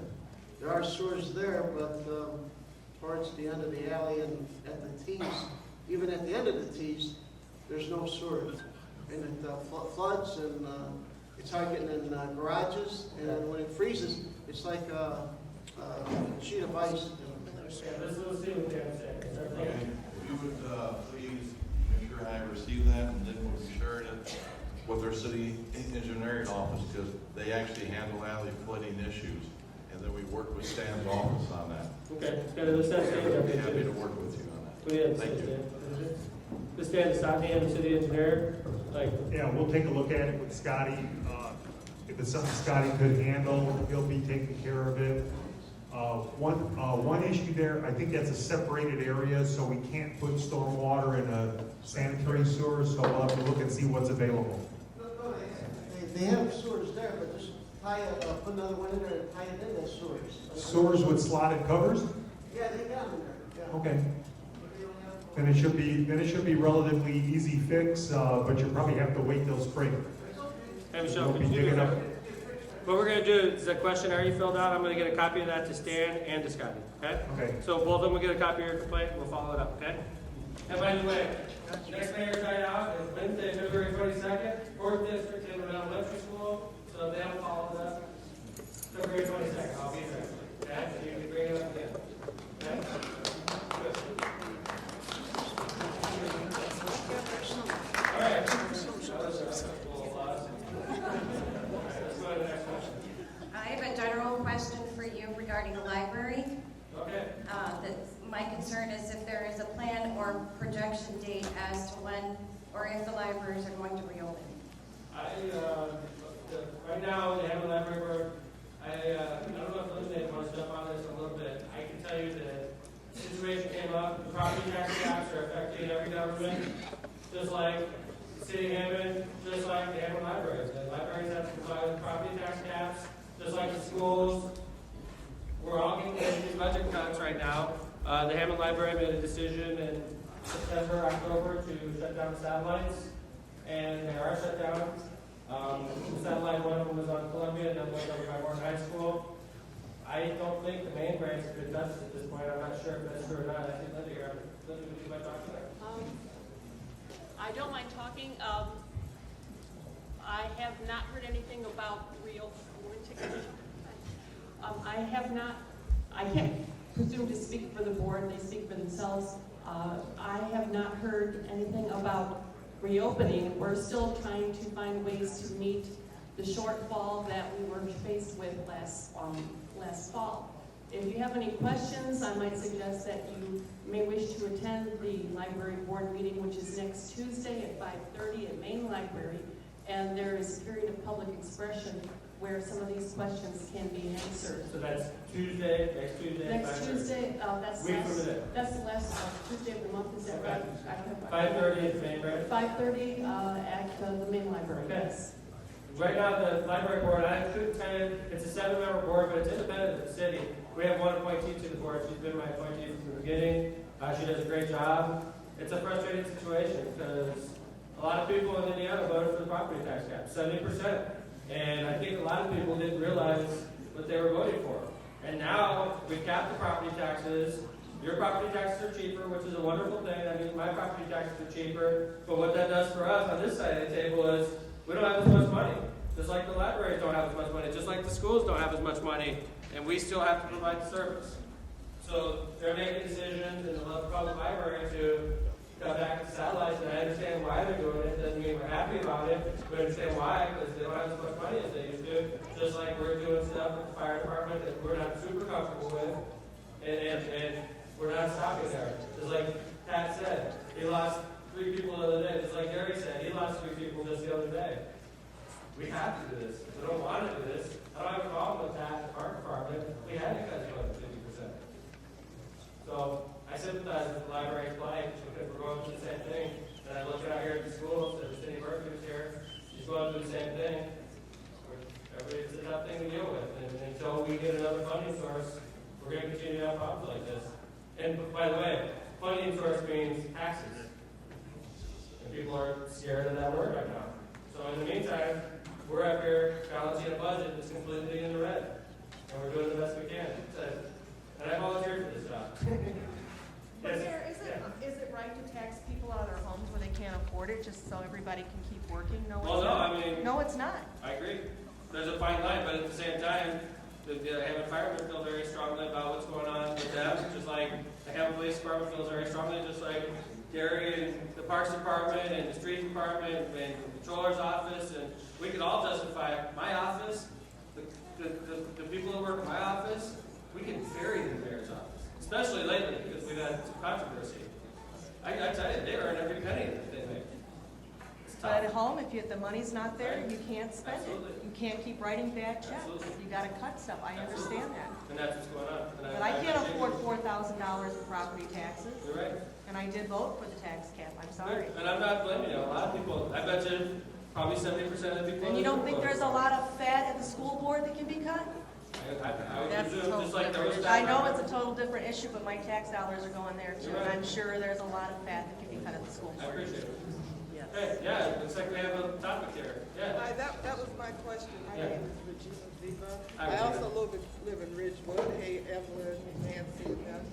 And I'm a retired steel worker also. Hey, Perry. We work, hey, Perry, there he is. And there was a two-part to that question. We used to have our association meeting. I'm the president of the Ridgewood Association. And we had our meetings at the Howard Branch Library that was closed. And since then, we've been looking to find a place to have the meetings. I went to Gene Shepherd, and they wanted to charge me $20 for a 1-hour meeting twice a month. And I just wondering if you had any. Is that what, I mean, we have to be careful when we're dealing with crime watches because we have to be consistent. And I know we have groups that meet there. Do you charge every group that meets there, Pat? And first off, $20 isn't a lot. I mean, it really isn't. We're losing money on that deal for sure. Right. Pat? There is a minimal charge on pretty much every one of the rooms we rent out there, but $20 isn't much. We're losing money on $20. The city's Oh, not, for sure. that's not a good business deal if we're looking at profit and loss. Because just the worker themselves over a 2-hour period is way more than $20, so. Plus, we also, like, we had talked to Bobby, we have an anticipated revenue dollar figure that we need to make on that, or I won't even get whatever's left of the budget that you're giving me now. That's another matter. A lot more, they voted down for the pay $20. I was just wondering if there's any other places. that we I was going to recommend the Street Shepherd Center, and I mean, The board voted down the $20. Everybody is economically strapped, I understand that. But I just wonder if there's any other places that would be available. We have a meeting on the free. first and I don't know, maybe a church or something like that. Church or FOP? Huh? How about the FOP? FOP, they charge you, I mean, Church probably be the best thing. anyway. Okay, you got a question in the back there? I don't even know what the topic is. What's that? You were gonna change it? Okay. Hey, George. Hi. Could you elaborate a little bit on the scope and plan, to the extent you have one, about privatizing Hammond Water? That's I'm a little definitely worried about it, because I fear a monster being created, and I fear that what might happen to the water is something that along the lines of NISCO. Initially, it was a public utility, next thing you know, they're NICOR, they're a holding, part of a holding company, and you know what Good we're question. taking it. Thank you. First off, we haven't done anything yet, George. Okay? That's the first question. We're at the beginning of an education process that we're all about to go through, right? Hammond is in a unique position as a city because we're the northwest corner of the state, which means we have access to Lake Michigan, and we have the ability to sell water to Illinois because we're connected to them. Illinois to our left, or to our west, right? We also supply all the communities to our south, going down to Dyer, right? Community in Dyer buys water from us, they're a Hammond water customer, just like Webster is.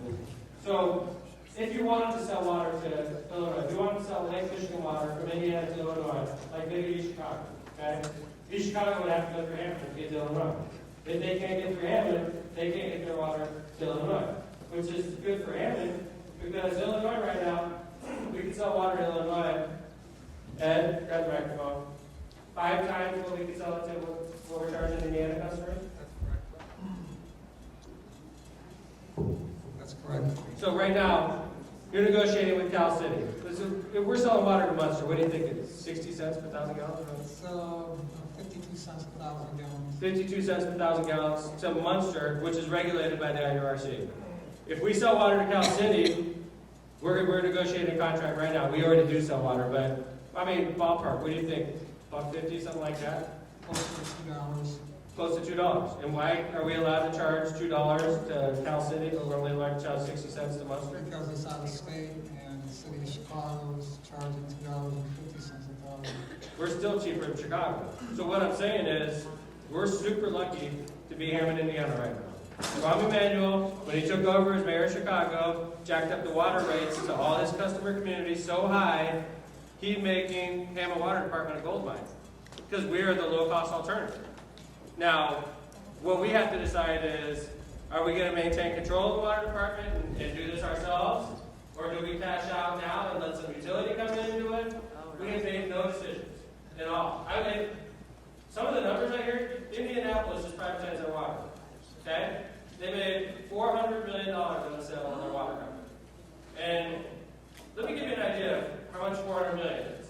If you put $400 million in a bank account, generating interest off of it, you're talking like $15 million a year in interest, without even touching the principal.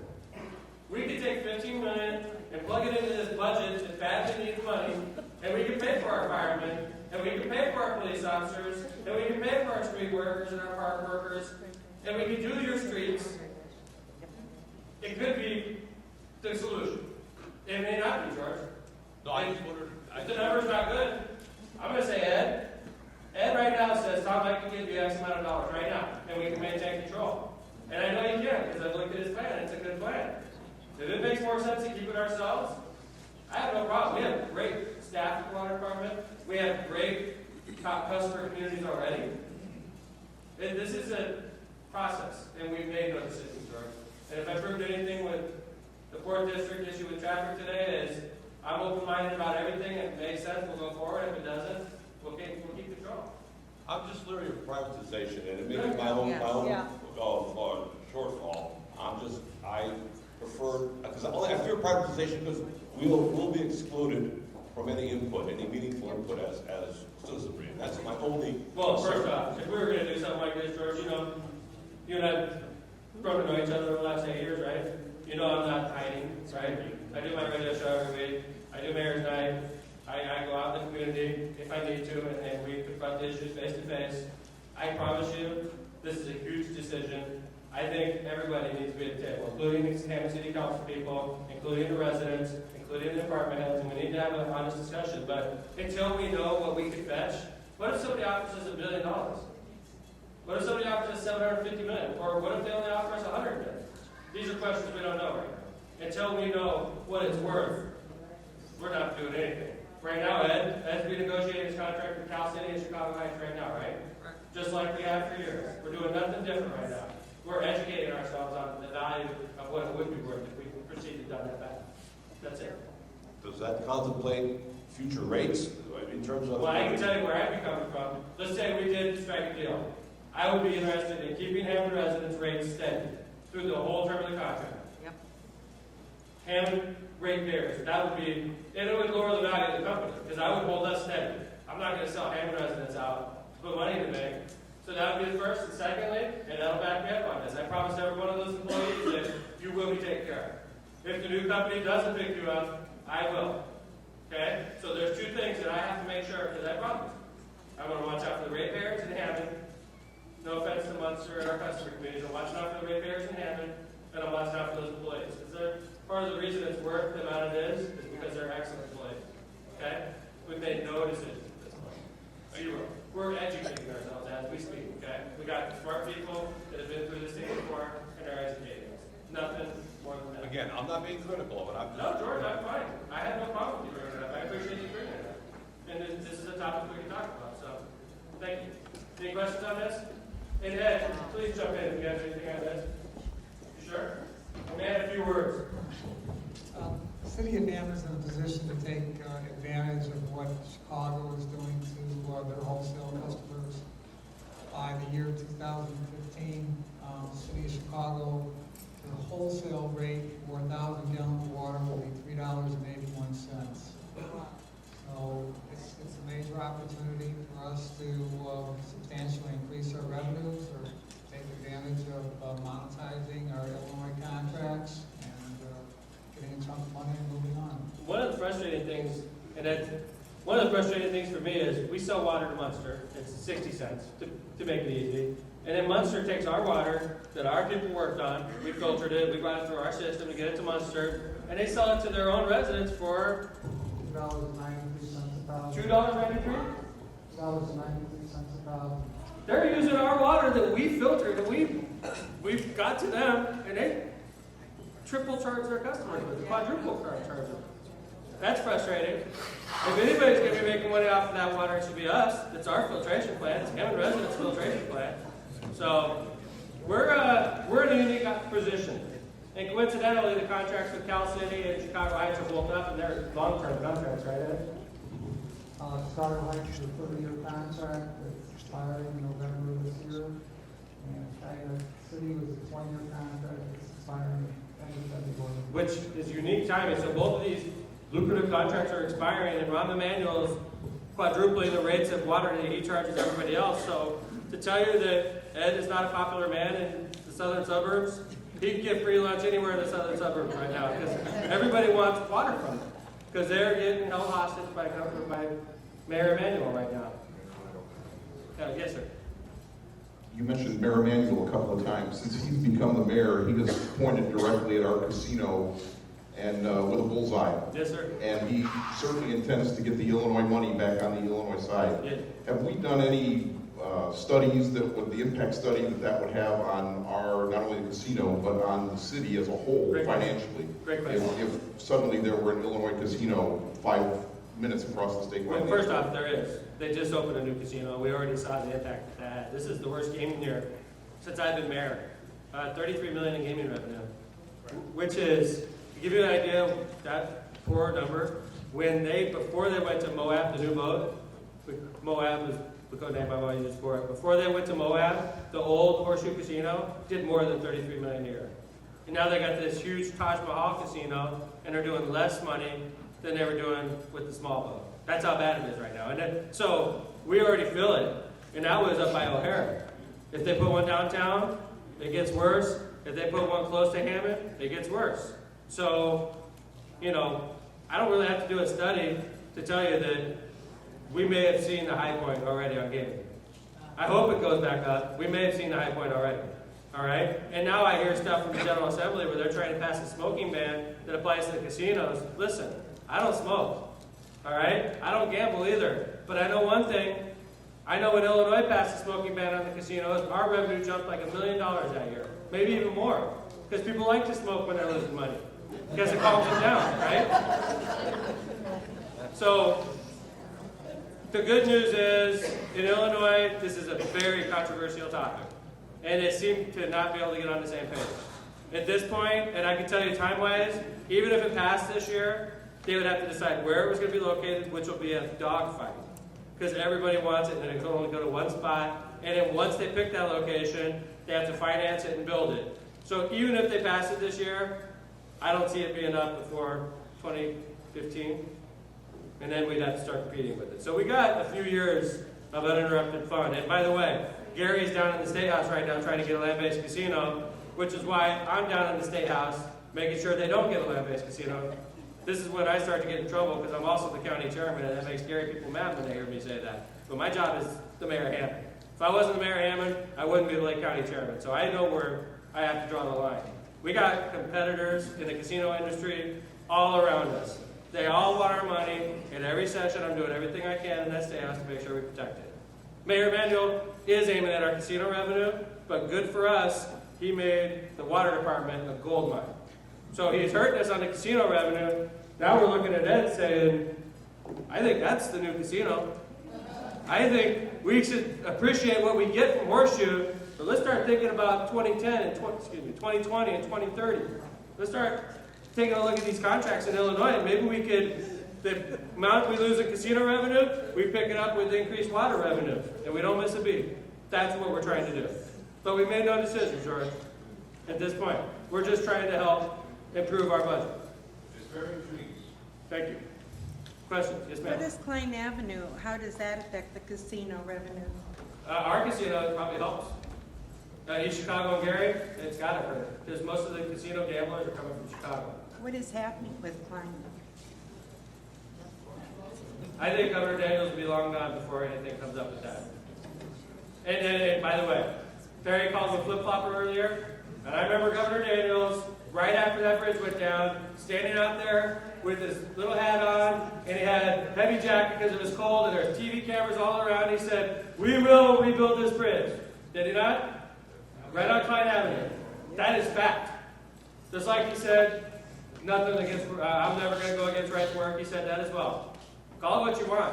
That governor promised to rebuild that bridge, and it's not done. If it happens, man, it's going to be a toll bridge. And I will drive around that toll for the rest of my life. I'll never pay it back. I promise you.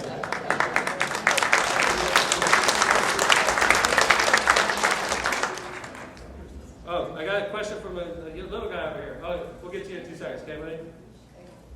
Okay, Councilman Higgs. I know they're lobbying for a land-based casino. Are there any particular senators that are lobbying for that land-based casino in Gary?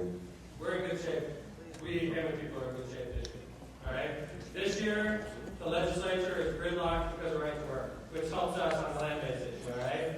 Next year, the Councilman Higgs knows as well as I do, we have 2 lobbyists working every session, every day while the assembly is in session.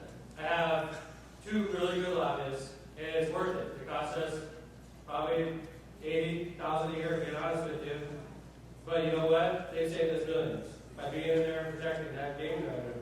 Because the gaming revenue is $35, $40 million. So if I have to spend a little bit of money to protect a large amount of money, I think it's a gamble that's worth it. And they've been successful.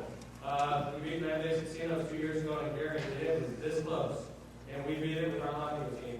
And I had a lot of people in Gary that night when it happened. That's a fact.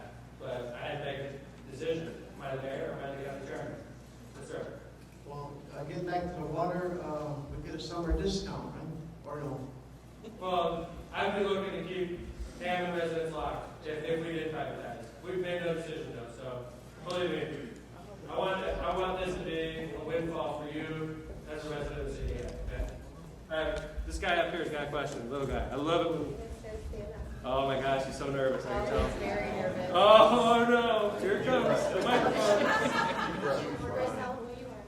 Hello, my name is Vanessa Brazil, and I'm fifth grade here at Hess, and I'm with the Hess News team. Good, thank you. He wanted to ask you a question. The Hess newspaper, I love it. I think this is the first time I've been introduced by the Hess newspaper. What do you think about having discounts at a city pool for honorable Hammond students? Honorable Hammond students. Having a discount for honorable Hammond students? Well, yeah, he was wondering about having what do you think about having discounts at a city pools? Oh! Or like honorables? That's a good idea. Ernesto, that's your name? That's a good idea. Pat, you taking notes? Yeah. See, Ernesto, you just gave Pat a bunch of extra work. Good job.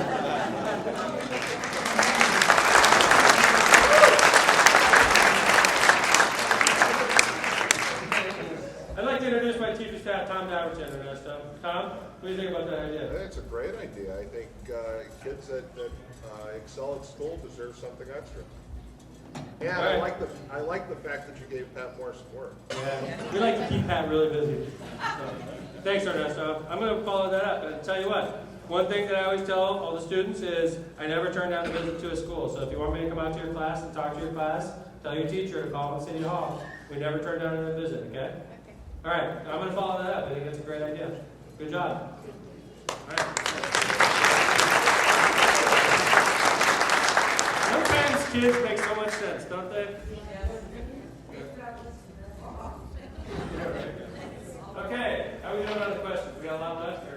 No, just a couple. Good. We have a general question.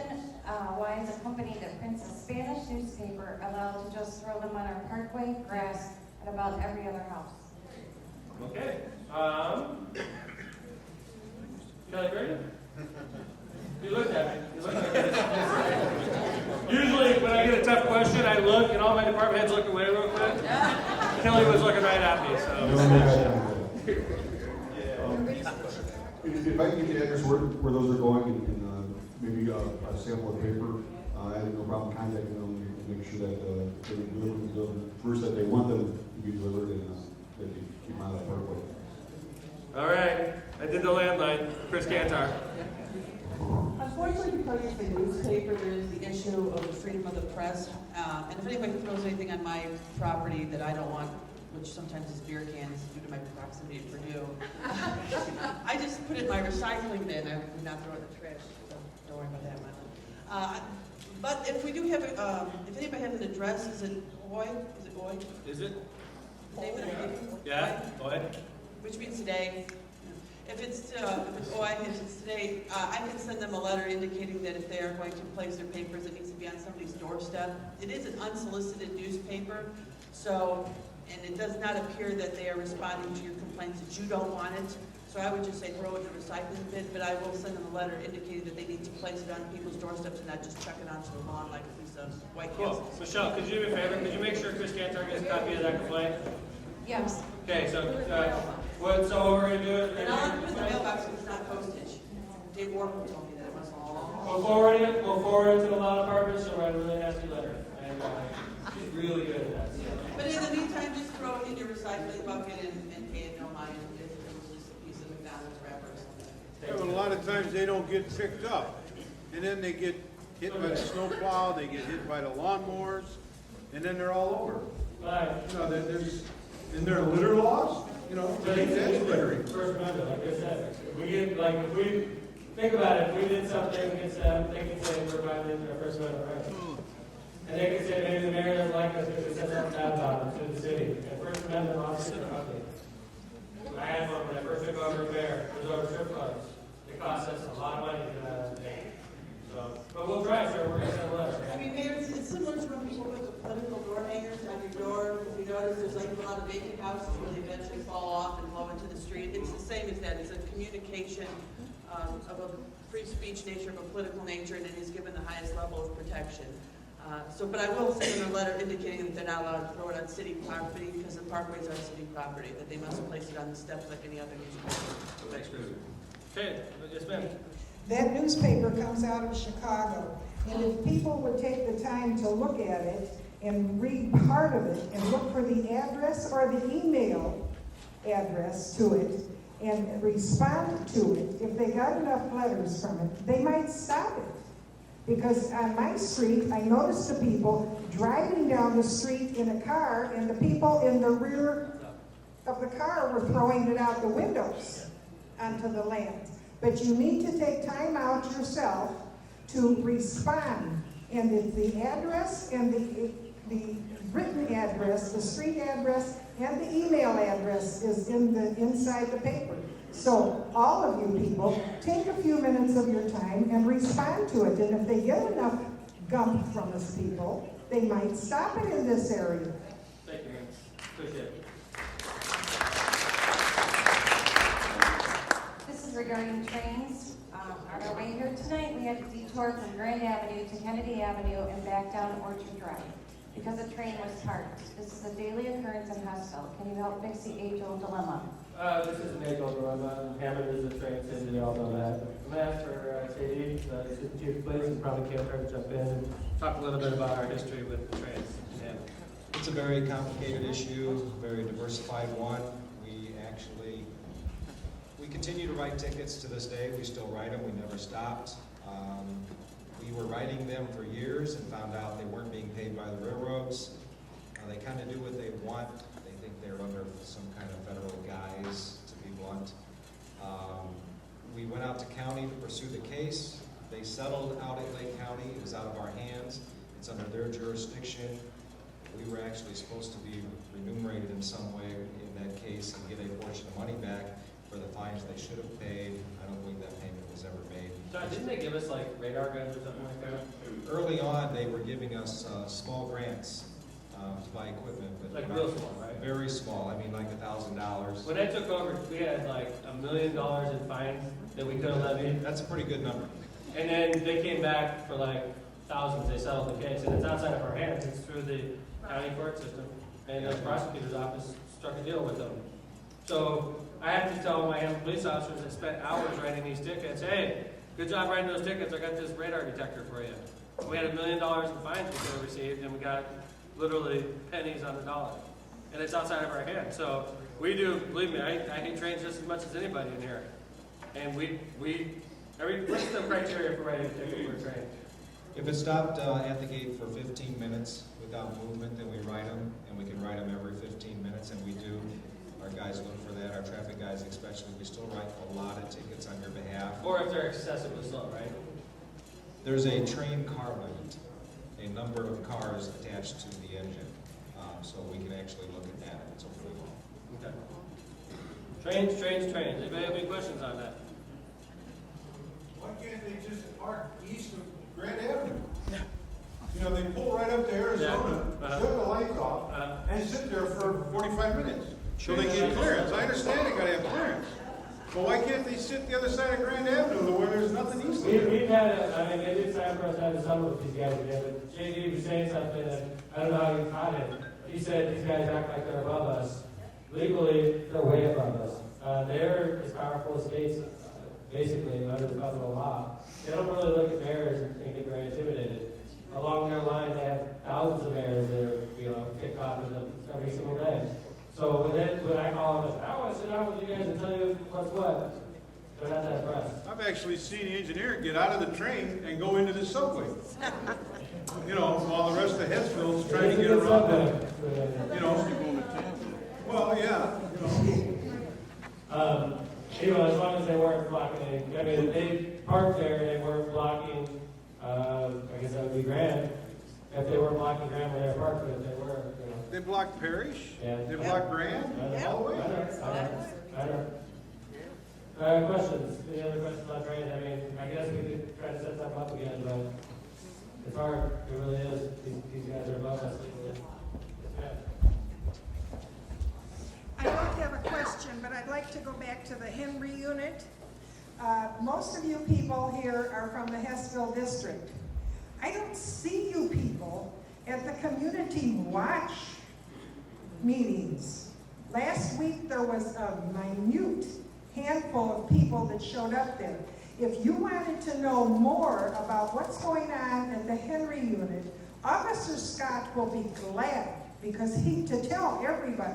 And I've noticed since I've been going to the meetings, and he brings it to our attention of how many there are on the streets taking care of us. So you people that live in Hessville need to go on the third Thursday of the month to the Gene Shepherd to listen to Officer Scott and listen to the results. He passed out papers last week that showed how crime had dropped from 2010 to 2011, and there was only one out of the 10 or 15 particular items that were listed that increased. The rest had all decreased, and we can thank our Henry unit for that here in Hesston. Thank you.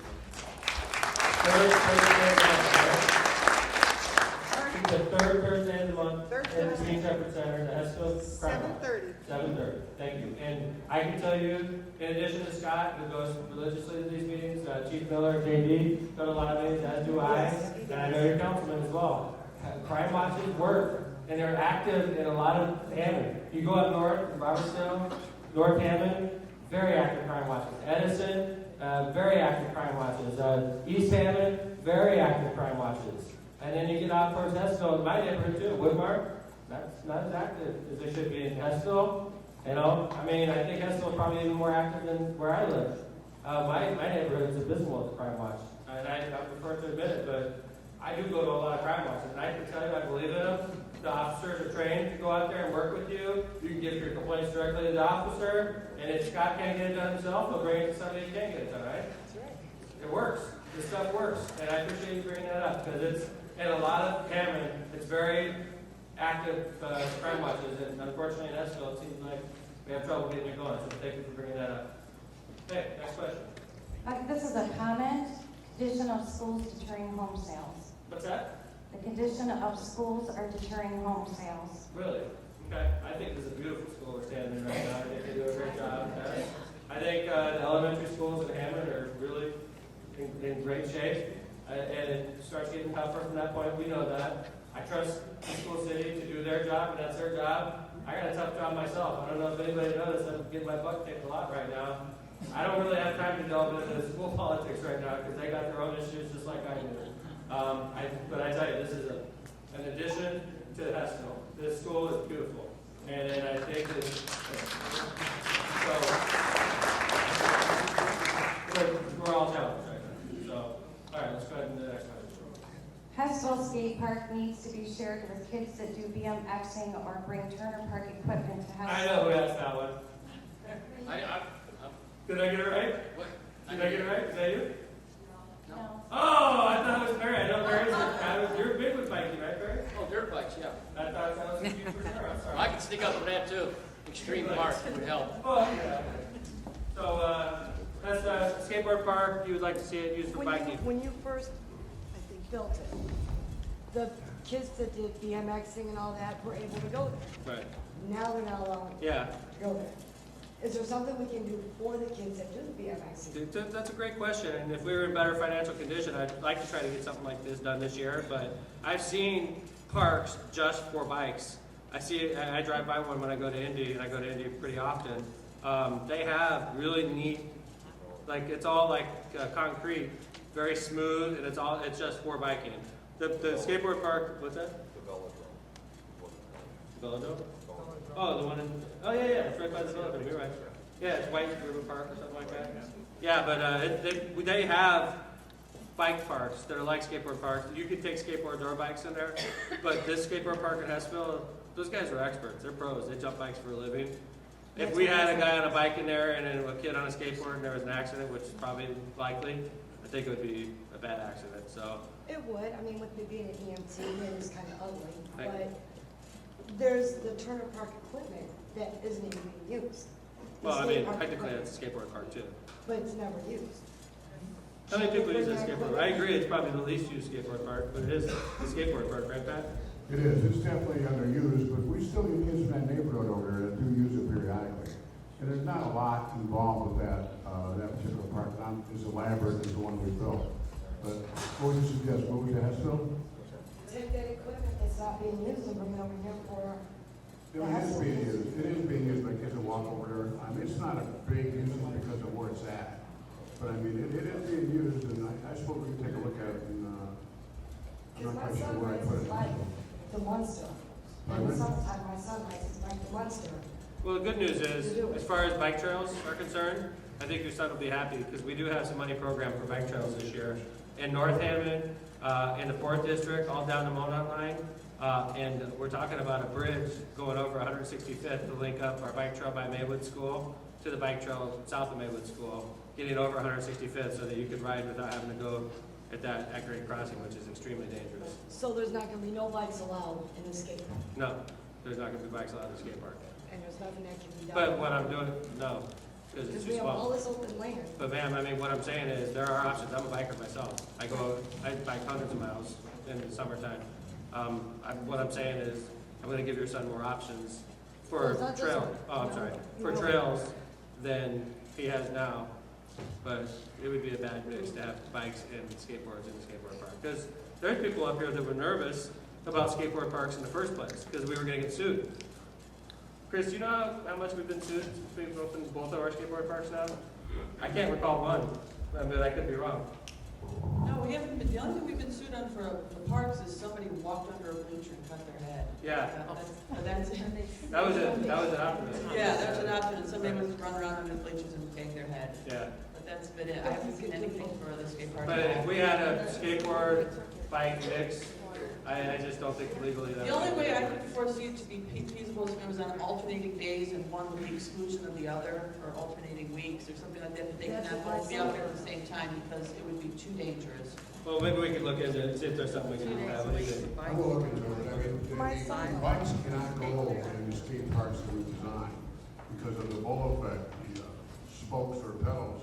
Oh, We've already had to replace one in Esco Park because the bikes were sneaking in there. That's why we had to put babysitters back out there to stop them from going in. That hole in the pole is caused from the skateboard truck on the truck. The whole ball came for the bikes. Trust me, we see He it. told me it was from his truck, because I know. No, it came for the bikes because the bikes got in the bowl and then your spokes, not your spokes, but your sprockets, your pedals. Basically, that's what tore it up. Thank you, Ben. So maybe alternating days on this? Can we check in? I'm gonna look at the one on Turner Park and we want. Hey Pat, why don't I give you my bike and you can go check it out and see. Better put some You training jump out a wheels couple on times, see if it. it's going. Put some training wheels on. We'll check it out, man, okay? Thank you for bringing that up. All right, last question? Is a comment complimenting Jean Shepherd Center. Glad to have it, great programs and well maintained.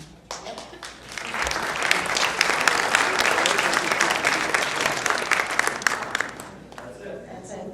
See, we've gotten pretty good at this over the last 8 years. Mayor's Night's a traveling forum. We go to all the districts once per year. Our next meeting is Wednesday, February 22nd. We're in the 4th district, Kenwood Elementary School.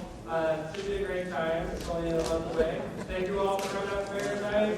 Thank you for accommodating the schedule change. It's supposed to be tomorrow. I have the mayor's dinner with all the mayors and Northern Michigan tomorrow. Thank you for accommodating. I will see you next month.